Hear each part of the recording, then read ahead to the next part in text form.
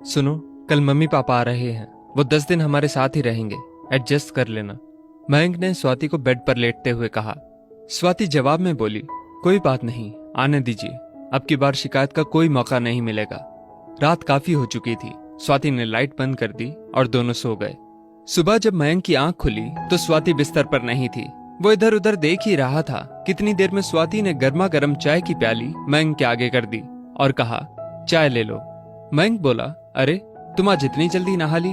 स्वाति ने कहा, हाँ, तुमने रात को बताया था कि आज मम्मी पापा आने वाले हैं, तो सोचा घर की थोड़ी साफ सफाई कर लूं। स्वाति ने चाय की चुस्की लेते हुए कहा, वैसे किस वक्त तक आ जाएंगे मम्मी पापा? मयंक बोला, दोपहर वाली गाड़ी से पहुंचेंगे, 4 तो बज ही जाएंगे। स्वाति, देखना कहीं पिछली बार की तरह। मयंक बात पूरी करता उससे पहले ही स्वाति बोली, नहीं नहीं, पिछली बार जैसा कुछ भी नहीं होगा, और उठकर रसोई की तरफ बढ़ गई। मयंक भी नहाने के लिए बाथरूम की तरफ बढ़ गया। नाश्ता करने के बाद मयंक ने स्वाति से पूछा, तुम तैयार नहीं हुई? क्या बात है, आज स्कूल की छुट्टी है क्या? नहीं, आज तुम निकलो, मैं ऑटो से पहुंच जाऊंगी, थोड़ा लेट निकलूंगी। स्वाति ने लंच बॉक्स थमाते हुए मयंक को कहा। बाय बाय कहकर मयंक बाइक से ऑफिस के लिए निकल गया और स्वाति घर के काम में लग गई। मुझे तो बहुत डर लग रहा है। मैं तुम्हारे कहने से वहां चल तो रहा हूँ, लेकिन पिछली बार बहू से जिस तरह खटपट हुई थी, मेरा तो मन ही भर गया था। ना जाने 10 दिन कैसे जाने वाले हैं। मयंक के पिताजी मयंक की माँ से कह रहे थे। मयंक की माँ ने पिताजी को हौसला देते हुए कहा, अजी भूल भी जाइए, बच्ची है, कुछ हमारी भी तो गलती थी। हम भी तो अपनी बहू से कुछ ज्यादा ही उम्मीद लगाए बैठे थे। उन बातों को साल भर बीत गया है, क्या पता कुछ बदलाव आ गया हो। इंसान हर पल कुछ नया सीखता है, क्या पता कौन सी ठोकर किसको क्या सिखा दे। मयंक की माँ ये कहकर चुप हो गई और बीते पल याद करने लगी। 2 भाइयों में मयंक बड़ा था और विवेक छोटा। मयंक गांव से 10वीं करके आगे पढ़ने के लिए शहर आ गया, पर विवेक पढ़ाई में कमजोर था, इसलिए गांव में ही पिताजी का खेती बाड़ी में हाथ बटाने लगा। मयंक बीटेक करके शहर में ही नौकरी करने लगा। स्वाति से कोचिंग सेंटर में ही मयंक की जान पहचान हुई थी। ये बात मयंक ने स्वाति से शादी के कुछ दिन पहले बताई। पिताजी कितने दिन तक नहीं माने थे इस रिश्ते के लिए। वो तो मैंने ही समझा बुझाकर रिश्ते के लिए मनाया था, वरना ये तो अपने दोस्त की बेटी अंजलि से ही मयंक का रिश्ता करने की जिद लगाए बैठे थे। स्वाति के घर वाले शादी के लिए गांव आए थे। 2 साल होने को आए उस दिन को भी। शादी के बाद दोनों शहर में ही रहने लगे। स्वाति भी प्राइवेट स्कूल में टीचर की जॉब करने लगी। पिछली बार जब गांव से आए थे तो मन में बड़ी उमंगे थी, पर 7-8 दिन में ही बहू के तेवर और बेटे की बेबसी के चलते जल्दी गांव वापस जाना पड़ा था। कई बार मयंक को फोन करके बोला भी कि बेटा गांव आजा मिलने, पर वो हर बार कह देता, माँ छुट्टी ही नहीं मिलती, कैसे आऊं। लेकिन मैं ठहरी एक माँ, आखिर माँ का तो मन करता है ना अपने बच्चे से मिलने का।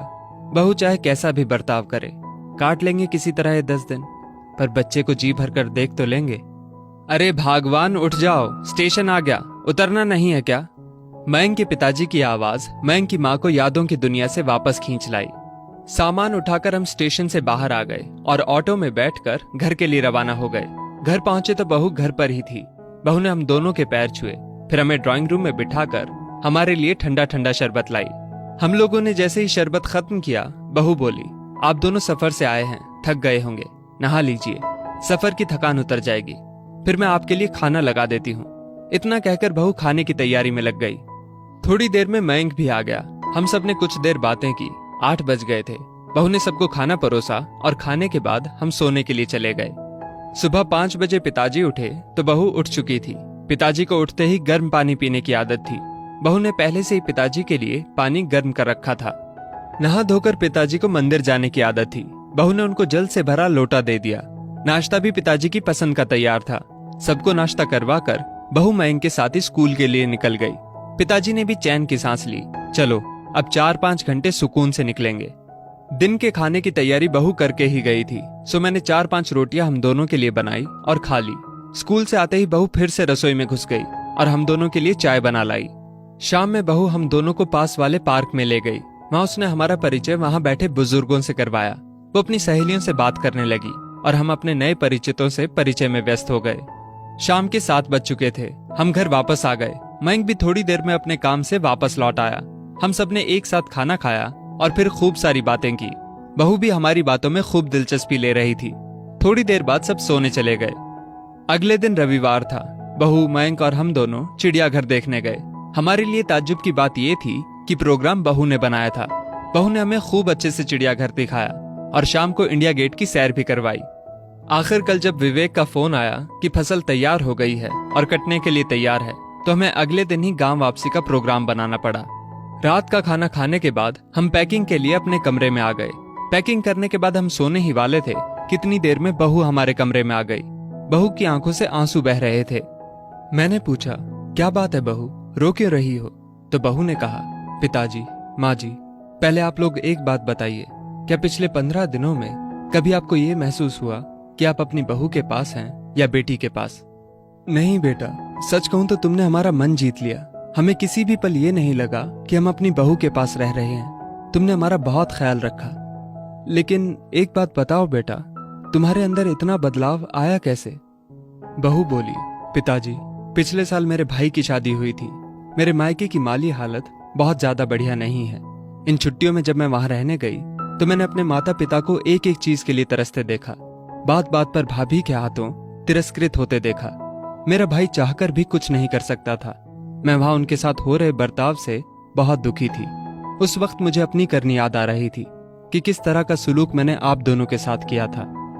किसी ने ये बात सच ही कही है कि जैसा बोओगे वैसा काटोगे। मैं अपने माँ बाप का भविष्य तो नहीं बदल सकती, लेकिन खुद को बदलकर मैं ये उम्मीद तो अपने आप में जगा ही सकती हूँ कि कभी मेरी भाभी में भी बदलाव आएगा और मेरे मम्मी पापा भी सुखी होंगे। बहू की बात सुनकर मेरी आंखें भर आईं। मैंने बहू को कसकर गले से लगा लिया। हाँ बेटा, अवश्य, एक दिन अवश्य ऐसा होगा। ठोकर सबको लगती है, लेकिन संभलता कोई कोई ही है। लेकिन हम दुआ करेंगे कि तुम्हारी भाभी भी संभल जाए। बहू अब भी रोए जा रही थी। उसकी आंखों से जो आंसू गिर रहे थे वो शायद उसकी पिछली गलतियों के प्रायश्चित के आंसू थे। दोस्तों, इस वीडियो को लेकर आपकी क्या राय है, नीचे कमेंट करके जरूर बताइएगा। और अगर आपको ये वीडियो अच्छी लगी हो तो इस वीडियो को लाइक करिएगा, शेयर करिएगा ज्यादा से ज्यादा लोगों तक। और ऐसी ही और भी इंस्पिरेशनल वीडियोस के लिए सब्सक्राइब करें हमारे YouTube चैनल को और Facebook पर फॉलो करें हमारे पेज को।